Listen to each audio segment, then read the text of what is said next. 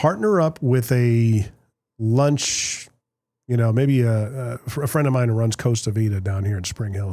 Give away a lunch a day, sponsor a lunch a day, and put up a video of wherever you may be. If you're doing a roof inspection, name the neighborhood where I am, and just do just take your phone and go around. Hey, where am I? Because you get a bird's eye view, right? And then if whoever gets the correct answer, first correct answer gets a free lunch on us. Great ideas. Great ideas. What does it cost you? $100 a week? Right. Maybe? Yeah. Right. This is the Mostly Middle Tennessee Business Podcast, a podcast about Middle Tennessee business owners and professionals. Mostly. It's funny. What a time to be in the roofing business right around now, and it's getting warm out. You guys probably you live for that, don't you? Yeah. As long as everybody's safe, the storm season's good to us. Yep. But it's it can't be really all that much fun in 100-degree heat up on a roof. Yeah, August is not our friend. Not at all. Well, there you go. We have on this particular episode, I got to thank my big voice guy, Matt Wilson, with the Mostly Marketing Podcast. Check his podcast out. I did the voice for his podcast. He did the voice for mine. And today, special treat for you. We have JC Henry and John Sinkey with Anchor Roofing. Yes, sir. Local guys here. They specialize in being local and customer-centric, which, to say it, is one thing. For it to be actionable is another, right? Correct. So that is something that we strive for. Yeah. But how do you actually get that going and get people to believe it is another thing. It's in the marketing game where I was in radio, to put a radio commercial together, they'd always have like all these laundry list things of what it was like beating their chest. Yeah. It's like actions speak louder than words. What do customers say about you? Well, that's perfect you brought that up, because I think the best testament to that would be our Google business reviews. Honestly, they're all very genuine, and people are always surprised when they look at them. It's not that hard to get them, and it's like what I think a lot of business owners confuse is just treat them right, follow up, make sure they're taken care of, and you got to have like the old prices collision model in mind. I mean, a lot of roofers do, being kind of like a solution finder in a liaison with the insurance company. Mm-hmm. Mm-hmm. You said, I believe 90 to 95% of your business comes from insurance claims and stuff like that. Are the insurance companies referring you guys pretty much? Occasionally, yes. Some of the local agents that we work with here, they'll, if a policyholder calls in, says, I think I need to file a claim. Yeah. The agent will reach out to us. Hey, go check this out. Make sure my policyholder's doing the right thing. And then we'll, just make that determination from there. But by and large, our referrals come from our previous customers. Yeah. I would imagine it's, once you kind of got the customer, you did the job for them, leaving, all sorts of sales collateral behind, magnets, things. Hey, remember us, this happens again. And if you know anybody that needs something like this, make sure that we're being referred out on iHeart, Spring Hill, and all that fun stuff. Yes, sir. Absolutely. Yeah, that's the kind of stuff that we're really trying to step up lately. Honestly, we want to make sure that people see that who we are and that we're available. Because sometimes the little guys get a little walked over a little bit in the marketing game. Well, I mean, with and us being a small business as well, you got a lot to prove up front. That's true. Before you become a big business. And, there's so many, what people don't realize, there's an element of the 20-year overnight success, because you've been, so John, you started the business, you were in the general contracting game for a number of years, you'd mentioned. Yes. You kind of got out of it for a season. What was it that you did? Yep. So I worked for a general contractor back in the early 2000s. I got a business degree while doing that. Stepped out into the healthcare game for a while. What were you doing there? Respiratory and home infusion. Which is, for the layman. IV therapy. If your hospital says it's time to go, but you still need some antibiotics, that sort of thing, we basically take that same treatment from the hospital setting into the living room or spare bedroom of a home. Did you have a lot of work with hospice, anything like that? We did some. That wasn't something that I enjoyed doing, so it's not something that I went after. Right. It's not a business I wanted to target, but definitely there's a need for it, and we supported where we could. Yeah, my wife was a home health aide for hospice. Yes. For about 5 years when she was 18 up until about 22, 23. Yep. But interesting. Dare I say business? It's more of a nonprofit approach. Correct. And keeping people comfortable. Yep. In their last times. A lot more palliative than curative. Yeah. Yep. It's a blessing for a lot of people. That's for sure. It definitely is. Yep. So you get the roofing bug again after healthcare. So had my dance with the healthcare industry, and cranes started popping up. I said I got to get back into my game. You said cranes? Cranes. Yeah, that's remember the cranes downtown 2015? I think at one time we had 190, within Davidson County. It's the state bird, the crane. Right. There you go. Yeah. So that kind of challenged me to get back in it. Started in the commercial industry.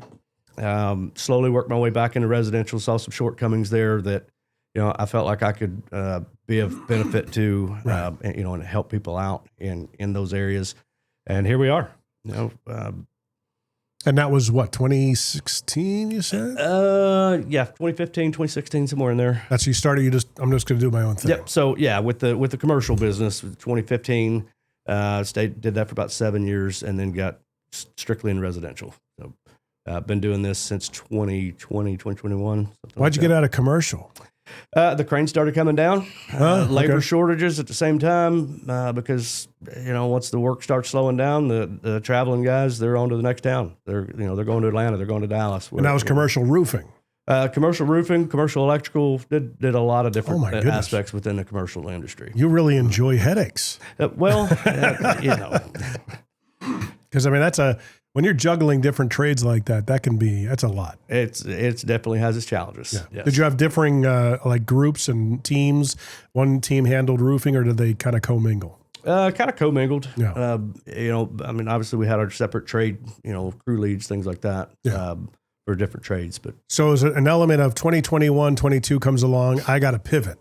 Yep. Because there's not much action going on. The market's shifting. Things are changing a bit. Not that commercial stopped by any means at all, but really wanted to get back into residential where I started. And taking care of the homeowner directly rather than the CEOs that we never even met. Right. And then so got into a business, helped a guy start his business up, saw some shortcomings there, and said, I'm going to do this the right way on my own.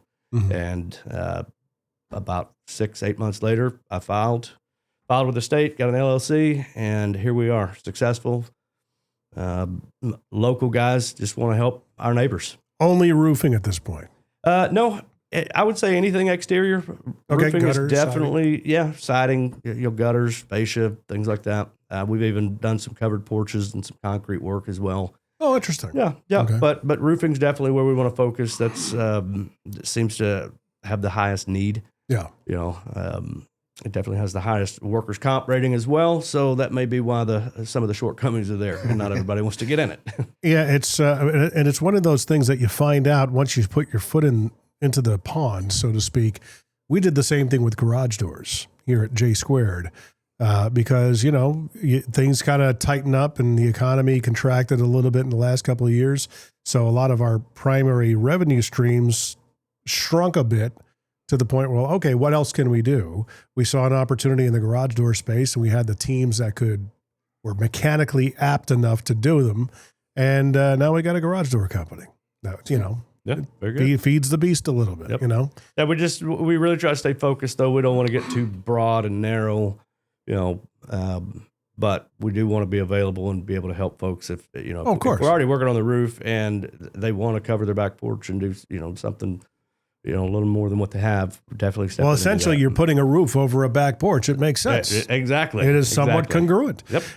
It's funny with the garage door company. What kind of spurred us was a lighting product we had developed called Cave Light. Cave-light.com. I'm looking at the camera up there. Sometimes I break the fourth wall. So we pair those together. What we've been doing, you guys are aware of the iHeart Spring Hill Merchant Mondays? Yes. You guys partake? Sometimes when I remember, I got to make that a habit. Yeah. Yeah. That's Every part of his Monday, man. job.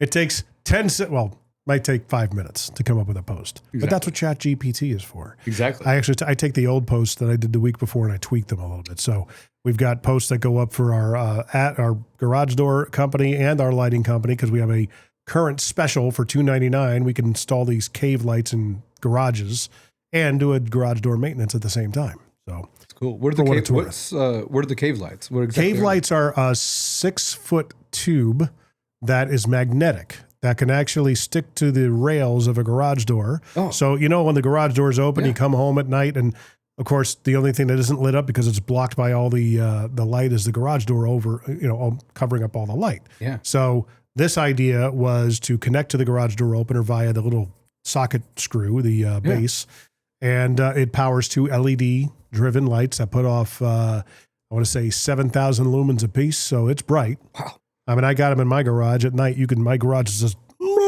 like lighting up the street, but it gives you light so you can see in back of the car. If a mom is trying to get her babies out and stuff like that, and maybe they drop something out, she can totally see. So that's a solution to a problem. That's it great. is. That's what it's all about. It is. Now we just got to, simplify it, and it's kind of still in like beta mode. Gotcha. Might be the price point's probably a little high at this point, but I love hearing that. Yeah. It's business, right? Just trying to figure out how to keep on progressing. Yep. Tell me about some of the challenges, because we've all had them. Tell me about the days that you woke up and wanted to stop. And how did you get through them? I'd say the biggest challenge is the ever-changing insurance industry. They move the goalposts at least annually, if not quarterly. Sometimes it feels. So those, I think, are the most challenging pieces to it. That I know the building codes, I know the insurance requirements, and the standards they're held to by the state, whereas the average homeowner has no clue. And so they put their trust in me to walk them through that. And then when the goalpost gets moved because somebody fell short on a quarterly P&L, then I have to back up, adjust, figure out how to continue going forward with that homeowner policyholder to get it done. Because at the end of the day, they've paid their premiums. They've done what they're supposed to do. Now it's my job to make the corporate insurance industry do what they're supposed to do. And sometimes that can be really, really frustrating. Now there's a flip side to that. If you have enough, capital to pull it off, Price's Collision did this back in the day, right? Because a lot of the collision industry is similar to the roofing industry. They depend on a lot of insurance-generated leads and referrals and things of that nature. So I worked for Bobby for about 2.5, 3 months, Bobby Price. And his whole thing, for as long as I knew him, because he did a lot of radio advertising, a lot of TV advertising, his whole thing was that, don't let the insurance companies steer you to the collision center of their choice. Make sure you got a lifetime guarantee, so on and so forth. Mm-hmm. So he got ahead of that by just advertising the crap out of himself. Call us first. Get into an accident, call us first. Yep. Make sure, they got the jingle. It was an earworm, Yep. Is that something, it's a tremendous capital investment to do that, We're definitely going down that road. JC's already, kicked that ball and is going to continue kicking it down the field. That's the direction we're going. As he'd mentioned, Channel 4 reached out to him. Kind of like a cap on that. They've been doing that a lot. There. Yeah. It's like, because it's like you were the second person that I've had on. I believe it's this week's episode, Dan DiGiulio. Same thing happened with him. They saw what he was doing online. I think it's kind of a demand, honestly. Like, I think they probably realize homeowners want to get some substance out of their, nightly news, and especially when you have an event happen where we had, multiple hail swaths come through, big winds, storms, tornadoes, all that. People want to know. People are eager for information, and so I guess I posted a few things on Facebook, and there was a news anchor that reached out to me and said, "Hey, let's go meet at a house. Mm-hmm. I would love to get your feedback and your information to the homeowners on what they should do if they believe their roof could have possibly been damaged by these hailstorms." So I went out, did that. It was fun. It was good stuff. Definitely happy that I got that opportunity because, obviously the first thing that popped to my head is, these homeowners they just don't know enough to know enough, Right. and, the typical homeowner doesn't know. They think they're supposed to call their insurance first, which, insurance tells them to. However, you got to remember that this is not a hit on insurance companies. I always want to make that very clear. This isn't a hit on insurance companies. This is just practicing, good diligence. You need to contact a trusted contractor first before you attempt your storm claim, because there's a myriad of different ways or directions that can go if you're not guided properly. So that's the big thing, and so I wanted that was my goal, is just get that message across, and I think it did. Hopefully, it helped a few people. I know I've had a couple phone calls about it. Say, hey, are you the guy on Channel 4? It was kind of cool. So it's pretty neat. I think it kind of goes back to you don't know what you don't know. Of course, so, you deal with it on every day. Yeah. So educating the public at large, if you will, that this is the real process you should take. We're really making strides at pushing that information out to the communities that we serve, to let them know that reach out to a contractor first, whether it's us or somebody else. Vet them, of course, make sure that they're a legitimate company, but call them first, because this is how the process should work. And then kind of back to your point of advertising and things of that nature, we're working kind of on the back end with some insurance companies on getting on the short list of companies they call to go out and do those inspections before their policyholder files a claim. So kind of working both angles of it, working with the insurance carriers that will work with us, as well as just kind of educating the public in general where we can. I had a friend of mine that, I'm in a BNI chapter. Do you guys do BNI at all? Or I've tried to jump into a couple, but it's get a lot of people. They're kind of roofed out right now. I'm trying to find my spot. There's there's got to be something you can get into, some chapter around here that's got an opening. Well, if anybody's watching this and they have a chapter and they want me to join, I'd be more than happy to be an awesome attendee. Well, just go to the website and see if whatever chapter doesn't have a roof, or go visit. Yeah, they'll be glad to have you. Exactly. It's funny, when I worked for Bobby Price doing the collision thing, one of the things that was such a challenge was like, okay, what can we give them to keep in their car to remember us when, God forbid they get into an accident. And believe it or not, Bobby's right-hand man, his name is Dennis Tacker, he ended up splitting off and starting his own collision company out in Lebanon.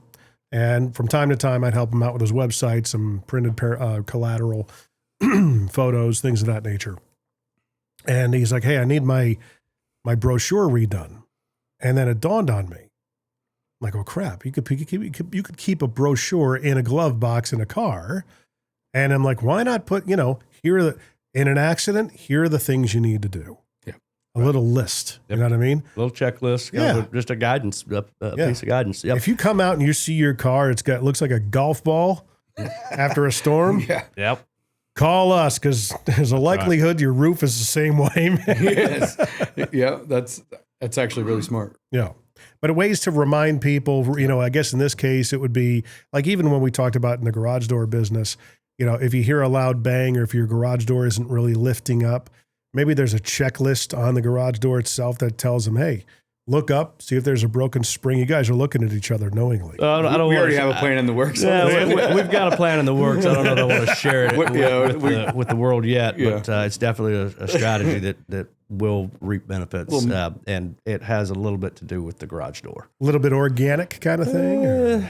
We could talk about it offline. I'll leave something to leave behind, kind of like you're leaving. We don't have it finalized, so I don't want to say box. Yeah. So, it's like you got to think about what would make me put something on my refrigerator to make sure I remember these guys. Yep. But I mean, also just something active online when you're showing up every day. Mm-hmm. It doesn't have to be about roofing. No. It could be about anything. Right. And exactly right. JC's been phenomenal with the social media aspect, and that was the one thing that I was lacking was, I got the business started and it's going well and we've got the foundation laid, but there's other things that we can do. But I'm only one guy. Yeah. You know, and so now we have JC that's really taken the ball and run with it with the social media. And to your point, he's doing it like, you know, it doesn't have to be about roofing. Not kind of tired of seeing that zebra over in Rutherford County, but it could be something like that. What's with the zebra? Like a zebra, somebody's pet. Pet it was zebra somebody escape. had a license to own a zebra over in Murfreesboro, Rutherford County, and it escaped, and they have yet to catch it. It's still loose. I know. It's been like a few days, right? I've been seeing like posts all about it, and I'm going, "What? Maybe this is the baby thing." I know. No, it was somebody's pet. Yeah, that's crazy. So funny. I guess it's an exotic pet. Yeah. I think I'd shoot for a monkey before a zebra. Yeah, no kidding. What other things, like you see a lot of stuff from guys who unclog drains, like for the TikTok approach, Instagram Reels, to guys who mow lawns have figured out to make very satisfying, enjoyable to watch videos. I've thought about this. Of doing like the time compressed approach where, there's a guy, I think his name is SB Lawn Care. Yeah, I love that guy. They are so much fun to watch. It's therapy. Yeah. He literally, for those of you who don't know, he'll literally he'll go up to like an old abandoned property in a city somewhere, wherever he is, and he'll knock on the door, and, probably 8 times out of 10, someone will be living there. And he says, "Hey, there's no obligation. I just want to mow your lawn. This is how I promote my business. I'll do it for free, for free." They think that there's a cat. He's like, "I swear to you, here's my channel. I do this all the time." Yeah. He's got social proof. It's awesome. He just sits there sets it up and does time-lapse video of him landscaping and cutting down these overgrown lawns. And cleaning off the driveways, overgrown grass. Yeah, he edges it all and everything. And it's so satisfying to watch. It's very satisfying. Yeah. It's like, what can we do with that in the roofing business? I mean, it would be kind of satisfying to see how a roof is like stripped off and shingles. If I had, once this battery technology catches up, we have a drone that flies for, 4 hours, 5 hours, then they'll be awesome, Just be careful with you got to be FAA licensed now exactly. with the drones. So, but I mean, like that could be pretty neat, but, but yeah, you could do something like that. I think that'd be pretty neat. That's a great idea. Or just, even, will it fry? So like, the hottest day of the year, you're up there. Will it fry? Yeah. Put an egg. Put an egg up there. Yeah. Put an egg on the roof or maybe a pan or something like that. Yeah, that'd be great. Yeah. I mean, it will fry. I promise. It will. I would, I put the temperature gauge up there sometimes just to know. When I'm up there doing inspections in the heat of the summer, of course, I'm wearing gloves and jeans, but, I bring my temperature gauge with me, just take a picture of it. Infrared. I have. It's been like 180 degrees before. Back to what I said about August. It's not our friend. Dude, the August rooftop weather report. Oof. There you go. Seriously. Yeah, we'll have to do it. You're welcome. That's a good point. I'm going to write that one down right now. All that stuff that's fun, it is fun, and you're right. We got to loosen up. Sometimes you get so focused, like you can easily, and it's just you can easily just get over focused on wanting, to do business like decisions, right? Right. And when you do that, sometimes you're not thinking outside the box enough. Like, okay, let me think about what do people like to see? What makes people makes it enjoyable? What connects? Yeah. You know what I mean? And sometimes you got to take a step back and really kind of look at that from a wide angle view. And I know a lot of business, this is for anybody out in the business world that, entrepreneur or small business, it's easy to get, caught up and surrounded in your niche, and, take a step back. Here's what I would do. This just popped into my head. Go ahead. It's always better when you're on the outside of the bottle that you guys are in, because we experience the same thing with J Squared and what we do here. How do we promote our own stuff? Yeah. Because it's we're inside of our own bottle, and it takes somebody outside of it to see the label, Absolutely. right? So partner up with a lunch, maybe a friend of mine who runs Costa Vida down here in Spring Hill. Give away a lunch a day, sponsor a lunch a day, and put up a video of wherever you may be. If you're doing a roof inspection, name the neighborhood where I am, and just do just take your phone and go around. Hey, where am I? Because you get a bird's eye view. Yeah. Right. And then if whoever gets the correct answer, first correct answer gets a free lunch on us. Great ideas. Great ideas. What does it cost you? $100 a week? Right. Maybe. Maybe. Yeah, that's a great idea. I mean, that's so if you do the math on that, that's well, if you do $25 or something like that, that's $250 a week, $1,000 a month. That's not a bad marketing budget. Nope. Yeah. Does your garage door sound like this? If it does, it's screaming for help. Call Incredible Doors, 931-348-DOOR. We're making garage doors in Murray and Williamson counties work better and sound better. We just make them incredible again. Go to IncredibleDoors.com or call 931-348-DOOR. Follow us on Facebook for specials on maintenance visits, keypads, and other items. 931-348-DOOR. IncredibleDoors.com. We've looked at in terms of marketing, we've looked at SEO strategies and things like that. And while it can be beneficial, my experience has been that it needs to be more organic than driven the way that a lot of these companies want to do that. And we have spent thousands and thousands and thousands of dollars chasing that. And then now we've reallocated some of that money. And you still need to have it. You still want to show up. We have it. You know, I just met with our website folks yesterday. They're going to do some tweaks and nice. Why Anchor Roofing? How'd the name come about? So having a Christian background, having hope and faith was always important to me, and so we are anchored in Christ. Mm-hmm. Yeah. There we go. Yep. Not something we push, but it's really nice to know.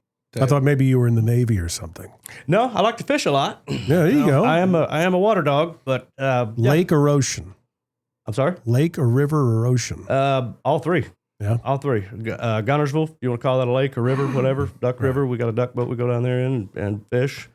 You do deep sea or off the beach? Oh, yeah. Both. Surf fishing. Yep. I guess the last time I was in Gulf Shores, my son and I waded out. We're probably mid-chest deep, got the raw shrimp in our back pocket with our spinning rods and already rigged up. And here comes a shark. Yeah. Let's go back in. How big? What kind of shark and how big? I don't know. I didn't study the shark. I just knew that it was a shark. Probably in his house. Probably about 4 foot long, so it wasn't anything that was going to kill me, but I'm still... It'll do damage. It's not going to tickle. I don't want to find out. And then deep sea fishing, a lot of that. I so snapper. badly... once we kind of, our business, we're getting more stabilized as we, knock on wood, as we get through the year. Mm-hmm. I told John, I said, dude, when we have just a little bit of time, maybe a corporate retreat or something, let's go deep sea fishing. Yeah, it's a good one. Because he loves to fish. I haven't fished in probably 20, 30 years. Mm-hmm. I used to do it a lot with my dad. Mm-hmm. He used to do deep sea fishing up off the coast of Maryland and Connecticut. Went deep lake fishing in Lake Ontario. Nice. That was fun. Yeah. That was so many good memories. That's good stuff. Marlin fishing in September in Cabo. Never did it. Try it. I'd love to. Yep. September. I'd love to do like the Keys. You know what I mean? Take a charter off the Keys or wherever, Tampa. Yep. And do deep sea fishing that way in the Gulf or something like that. Yeah, we need to take a company trip. I hear you. Now, JC, how long you been with the company? It's been a very short time. Yeah. It's been since what? October-ish last year. Yeah. So I mean, John, I joined during the slower season for roofing, mm-hmm. but it gave me a good chance to get to know John very well and really sit down and work on our aspirations. Appropriate transition time from where he was to where he wanted to be, and so we worked together with that. But you had crews already established from the commercial days that could help you in the transition. Yep, from the commercial days, with the residential, I know how the construction industry in general works, and I know how to go about getting crews and vetting them, and getting up on the roof with them. Customers sometimes will ask, "You going to get up there?" I can tell more from the ground, honestly, than I can on the roof. I don't need to stand over their backs, but obviously, if we've got new nailers, I get up there, make sure they're not high nailing the shingle, overdriving the nails, that kind of thing. So, right. But yeah, vetting the crews had all that in place. We had a good, solid foundation set. In terms of reviews were coming, it was good. We already worked out a lot of the kinks with how are we going to pay people and all of that stuff, and really had just a kind of a solid foundation that was ready for the next level of growth. Mm-hmm. And with his, with JC's experience, in business ownership from previous ventures, it just all around was a good fit, and we're glad to have him. Now, JC, are you doing the inspections as well? Oh yeah. Okay. So you're doing a lot. You're wearing a multitude of hats in addition to marketing. Yeah, I enjoy that. I mean, and marketing isn't even primary for me right now. Right. It's just, we're, like I said, we're smaller companies, so we all wear multiple hats. Finding the balance, and gradually, as things work in an organic fashion, assigning the responsibilities and, working through that. So, we got, right now we officially have, John is the head honcho. Yeah. And, we got another guy named Brandon. He's amazing. And he oversees, most of our production. Right. But we all, Brandon still sells, and he still does inspections, still does that too. But we're all like kind of starting to figure out our niche, right?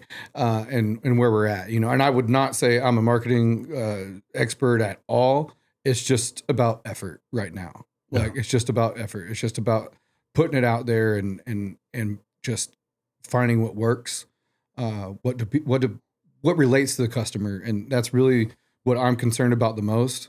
Like you said, you can spend tons of money on marketing. I mean, you can just go ham, and like you were saying earlier, the capital intensive idea of marketing yourself earlier when you're talking about prices. Yeah. Well, he swung the same hammer every single time, so his messaging was all about that one idea over and over and over and over again. So, I mean, that's definitely a challenge for us being small right now. So my focus right now is the organic state of mind, is the word of mouth being good. It's like you were saying earlier, there's no reason why you shouldn't get, a badass Google review every time you do a roof. Like, I mean, you should absolutely, because here's the thing. It's construction. Yep. Something can go wrong. If anybody's out there and telling a homeowner that everything's going to go perfect every single time, come on, and it's little things, right? If flower gets smashed, whatever it is, you know what I mean? But the biggest part is what's important to that homeowner. Okay. They want to see that you're giving them the effort. You're giving them the attention that they deserve, and really more than they deserve. Like, that's my goal every time, is to impress the homeowner. Every single job is to impress them, go over the top. I want them to be so happy about what I did that they can't help themselves but talk to everybody else about it. Right. That's what I want every single time. And on that note, I mean, we are, gosh, John, I would say 60% referral based, at least. At least 60%, if not 70%. I know me personally. I think I calculated it the other day. I'm like at 70% referral based. And that's where we want to be. Yeah. We can spend thousands, and how much you want to spend? It's just like a hobby. How much you want to spend on it?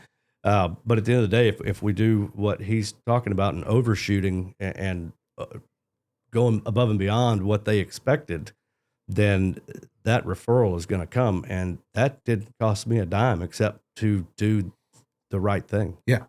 So the elbow doing the right way. Doing the right things the right way. Yeah. There's another thing that popped in my head, because you and I talked about a piece of my fascia blew off my roof. And I guess I need to have something made, the sheet metal to be broke. Mm-hmm. And there's an opportunity there, at least putting a sign out or something like that, just inexpensive ways to fix those things for people.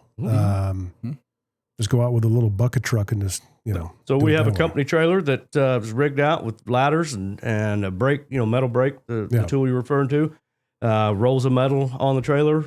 If we see something like that, we can just simply stop by, hey, I can do that for $100. Well, just even on out. Facebook, just announcing that, after a windstorm. Yep. You know what I mean? What I don't want to do is get so spread thin on $100 repairs that I lose sight of the homeowners who have total losses on their roofs. Right. I guess when things are, everything's got a priority. Yeah. You know, but at the end of the day, everybody is a priority to us. We want to make sure everybody's homes are taken care of and everybody's safe. Like the strategy would be to, the tip of the spear of like, hey, this thing happens, storm season's coming up. Mm-hmm. Let us know. I mean, getting ahead of that. We can schedule, at the very least, we can get them on the schedule. Yeah. You know what I mean? And even if let's say we're inundated with, total loss situation, we'll still be able to like, okay, well, we're going to have a roof over in that neighborhood actually next week or like in 2 weeks or something like that. It's like, we'll have we can just do it then, you know? Right. And, if it's not something that's urgent and it's causing a leak or whatnot, but of course.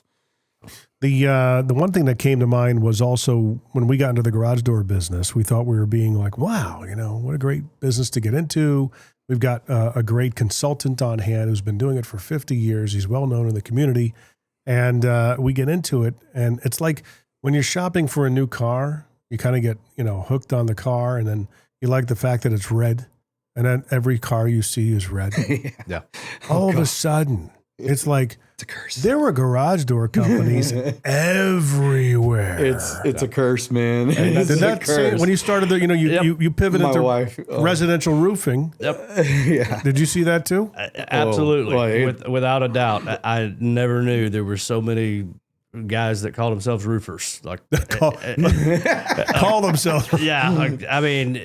People you never even heard of. So like you said, you're driving down the road, all you see is red trucks. Yeah. Right? It's all we see is roofers. And like, yeah. We're in Spring Hill. Not even a big town. Where did all these people come from? Well, my big thing is just driving around and seeing the bad roofs. Yeah. There's it's like, that too. Oh, golly. I can't help myself. I'm like... what constitutes a bad roof? That's interesting. Oh, okay. Well, there's different degrees, right? Yeah. I mean, like there's the obvious situations that you probably, if you're not in this business, you would still even notice, but probably not as much, missing shingles is the easiest, right? But yeah, there's a host of different things that we would say is a bad roof. Anything from, having shiners. You look up at a roof when the sun's shining on it, you see a little something that looks like glitter up there. That's a nail head shining back at you that's gonna leak. Yeah. Oh, okay. The discoloration of having two different lot numbers because you went shopping at Sam's Club and Costco for your shingles and you got them two different places and now you've got two different shades of black on your roof and it looks like a lightning bolt or something. Or you shopped for the lowest bid. Yep. Or you went with the chuck in a truck that put the underlayment on vertically instead of horizontally like it's supposed to go on. There's a ton of different things. Granule loss sticks out to me a lot. I mean, the age when it comes to algae streaking. I'll tell you two that stick out to me as much as, if not more than any of them, is when I see somebody putting on a roof and it's 30 degrees outside. Oh, God. The fiberglass in that shingle is fractured at this point because you're slamming these bundles around and they're frozen. Manufacturers say do not put this roof on unless it's 42 degrees and rising. Mm-hmm. In the winter months, and the same with August. Guys, that it's 105 degrees outside or 102 degrees outside. You know how soft that shingle's got to be. And that foot traffic of those installers up there is just grinding the granule out of that shingle. You're shooting nails right through like butter. You're blowing nails through. You don't do those things, and we see it all the time. And that's quality. It's the guy that only does 5 or 6 roofs a year that you never heard of. That he just wants to get that job done and get some money. Yeah, and so cheaper's not always better. Oh, of course, but a lot of people. There's ways, you can do roofs in cold weather. But you got to be planned out correctly. Yep. There's some ways you can finagle that and adjust to it, but you really got to plan that out properly to do it correctly. So one of those is, if it is colder, and again, we're still not going to do it if it's less than 40 degrees that morning, but have the material stored at the supply house on a truck in the warehouse that's heated and delivered to you that morning. That way that roof package, that the pallet of shingles overnight. is not frozen. Yeah. Right. You know, it wasn't sitting out there for 2 days and freezing. So But otherwise, when we have freezing weather, it's not detrimental to the roofing shingle unless it's being handled. Yeah. Walked on. There's a lot of different factors that go into play with that. Like he was saying, like the fractured fiberglass, the expansion and contraction issue. You got to think when it's cold weather, everything's, contracted. So and then when it heats up, after it's been installed on the roof, it heats up. Then it looks like a fish mouth on the top, where the shingles start cupping up there. You got cupping and bubbles. They expanded and it was cold. Yeah. Do you do Spanish tile roofing? We can, certainly can. It's all they did in Vegas when we lived there. Yeah, sure. It's popular out there. Heat. Yeah. There's a few around here. We see a handful of slate here and there. Surprisingly, shake is coming back. Cedar shake roof. Shake is. Oh, really? Yeah, over in June Lake, they're putting a bunch of it on over there, and some of it is synthetic, which is fine. I just don't recommend for the amount of money and the amount of maintenance that a shake roof requires. We're not in the. It's fancy, but it looks good. It looks nice. It's a luxury feasture. It is, but he's right. It takes it needs extra maintenance and extra care. Than your typical asphalt shingle. But there are, like you were saying, there are synthetic brands that have some amazing products that look pretty dang close. Yeah. And then metal roofs. We dabble in metal roofs as well. Usually we're dealing with homeowners with restoration situation, but every now and then we'll get a retail bid for a metal roof or something, but we'll get a lot of calls on metal roofs, like a lot. And a lot of sticker shock. Yeah. I mean, really, it's generally speaking, your average basic asphalt shingle compared to an exposed fastener metal roof system, you're looking at double the price. And then you go up to, if you're going to do metal, you might as well do standing seam, right? Do something nice, thick, classy, clean. You never have to worry about it. That's about triple the price of an asphalt shingle install, and it's sticker shock is definitely, we get calls every week about metal roofs, but those people, we don't talk them out of it. They just realize like, oh, it's a lot more. Yeah. That would make sense. Mm-hmm. Yeah. So where's the business now in terms of, dare I say, revenue, and how many employees do you have? So we're currently sitting at myself plus 10. That's good. I think we'll ride that for the summer unless another rock star like JC comes along, and then we'll look at that. And then in terms of revenue, trade wise, it's always going to be roofing. It's going to, from a revenue standpoint, insurance claims on residential asphalt shingles is where our main line of revenue comes from. And where do you want to go with all this? Like, what's a 5-10 year plan? I don't want to be the biggest. I want to be the best. Right.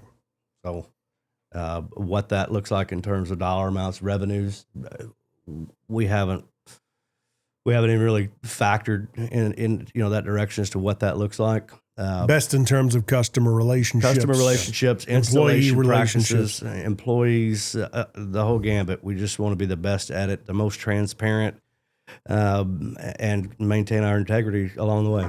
So, you have core beliefs and everything like that in terms of. I just named 2 of them. Honesty and integrity.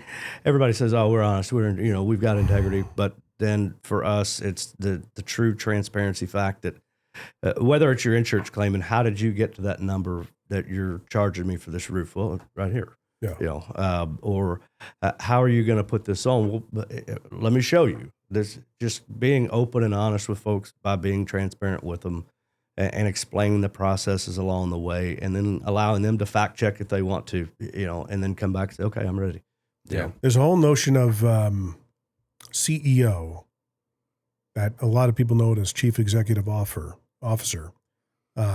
Friend of mine who runs a dealership group, he thinks it's culture enforcement officer.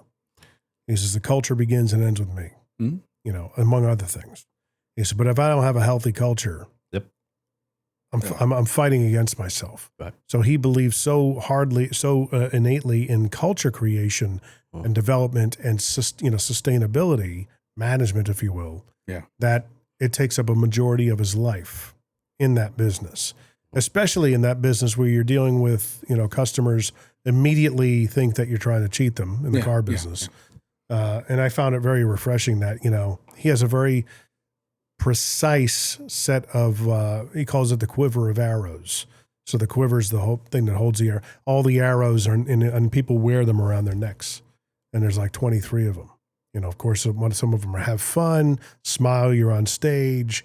We're looking for relationships, not transactions, that kind of thing. Very specific, belief-based. Here at J Squared, we have a mantra called "Be the hero." When you go out and you're in front of a customer, they're kind of counting on you to save the day in a way. Yeah. So be the hero. Yep. And that's definitely one of the mindsets that we have. And going into these claims with the homeowner is helping them through that. I think from a core value standpoint, to try to circle back on you there, very family oriented internally. My wife works for the company as well as her 20-year career in hospitality. She's definitely hands-on, all in involved, with this company. My son is Brandon that JC spoke of. JC's got a couple little kids that maybe one day we got them on the roof. You never know. Just keeping and everybody being family oriented, like being able to call on each other, outside of work, for whatever that is. You do like culture building exercises, team building exercises? Not yet. Yeah. It's definitely something that, this Friday, we're definitely going to have some sort of a powwow, all get together and do something. Yep. We just had a couple of contests end over the weekend that, we were running. So occasionally we do get together, do something fun. The culture coin system's always been kind of fascinating. Mm-hmm. We had that at one of the radio stations here I worked for. You could earn culture coins every month. They would have an employee that stood out, maybe went above and beyond, helped somebody, and they would get a culture coin. They could turn them in at the end of the year for, they'd have some sort of dollar value attached to them, and they could get, the Christmas party, whatever prizes were associated. It was kind of cool. Yep. So that's definitely those kind of direction we're heading. I mean, this is this growth that we're having is still new. Yeah. And so we're still, in the process of figuring out, okay, well, what are the things we need to put in place and implement to, keep culture good? I know John, I know he doesn't toot his own horn, but I mean, he reminds me all the time, hey, slow down, take a step back, family first, focus on that. Well, knowing that he's got your back. Yeah. And so that's always not, I mean, I appreciate that so much. I mean, cause I can easily I can dive in stuff. Yeah. I mean, I can, and not come up for air. Yeah. It's just my type. Like, I don't know what's wrong with me, but yeah, so he reminds me all the time. And, so that's something that's been a great part of our relationship, friendship wise, not just business wise. So, that's very helpful. So 5 to 10 years, you want to be better, the best, but trusted. Yeah. The KPI has to be defined, I think. You know what I mean? Oh yeah. There are some KPIs that, we have in place. Right now we're really just focused on managing the growth. The last 3 years we've done, very well over the last 3 years. This year we're projected to do 2.5 times what we've done just last year. Wow. It's a big step. It's a huge growth step, and having to manage that as well as, all the other aspects that I'm sure you're familiar with. So, getting the help, the teams, one thing at a time, but everybody, everybody's on board. Everybody understands that, the growth that, there's growing pains, and we're working through them together. But I wouldn't even say that we've had growing pains yet, and we're almost halfway through the year. So. Are you akin to any other business owners out there in the same space, trades or otherwise, or familiar with them online? Dare I say, gurus, those who want to, I've got a course, those types of guys. Oh yeah. I mean, we see those guys a lot, we definitely, I mean, I think his social media feed, my social media feed, that's what it's all. It's all there. And then guys around the area, of course, we're pretty familiar with a lot of them. At least the guys that do good. Yeah. But yeah, the gurus, all that. I mean, there's a place for all that. I don't try to get sucked into it too much, but there's definitely a place for all that. I mean, there's good stuff out there still. Mm-hmm. Yeah. Well, how do people find and follow you? Well, so the best way would be to go to our website, anchorroofingtn.com. And then you can check us out on our Google business reviews at Anchor Roofing Spring Hill. You can reference there. As far as getting in contact with us, the website's probably the best way it'll navigate you every way you want. You can fill out a form, you can call the number, you check out our previous work, all that kind of stuff. So nice. Very cool. anchorroofingtn.com. Any cool 800 number, like 800 Anchor 1. We could do that. You could probably find it. Something catchy, easy. I don't know. Yeah, I've had mixed feelings on it, and I've had mixed feedback on it from different seminars I've sat through. So really, yeah.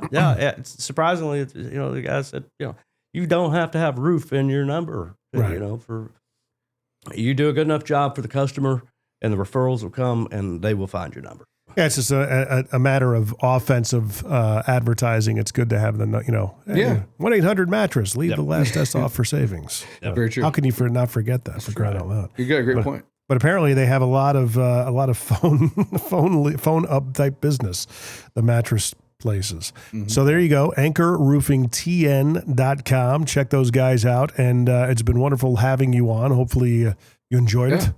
This is great. Thank you, Jim, for having us on. We'd love to do it again sometime. We could even, maybe do it again and dive into a little bit of the nitty gritty of the insurance claim situation and things to note. Maybe get an insurance representative here and make it a roundtable /MMA fight. Yeah. Ooh, yeah. Got a couple I'd want to put in a ring. I'm joking. It's kind of funny because totally joking. All seriousness, we want these guys to be good, people we can work with on a regular basis. And the best is when they make you try to make you feel badly about rates going up. Look, there's nothing we can do about it. We're really taking a bath on. I'm going to stop you right there. You're taking, this guy, not in particular, not his company. Mm-hmm. But I said, the minute I stop seeing State Farm and all these insurance companies' names on the side of stadiums and buildings, tell me about it. I might have a little bit of, sympathy for you. But until then, come on. I think all states going through it right now in Congress. Yeah. Oh my gosh, with all the what happened in California, my goodness. Mm-hmm. Yeah. They're on they're holding their feet to the fire a little bit from what it looks like, but But at the end of the day, we know the process. We know the requirements and how the process works. We don't want to be combative or no, of course not. It's not at all. We want to work with the local insurance guys because we're local. We're going to see you again. Let's work together. What's the best course of action we can take care of this homeowner and protect the property. Be as integrous as possible. Absolutely. Yeah. Thank you. Well, there you go, guys. Check those guys out. anchorroofingtn.com. Of course, all the information will be in the description, as well as if you want to be on the podcast, check us out at mmtbp.com. That's mostly Middle Tennessee Business Podcast.com. We just happened to truncate it down to an acronym, which doesn't really say or spell anything, just mmtbp.com. There you'll find all the information, past episodes, as well as an invite, a form you can fill out if you want to be on the show. That's one way to reach out to us. Make sure you do that, mmtbp.com. John and JC, thanks for coming out, guys. It's been a pleasure. Thanks for having us. Thank you, Jim.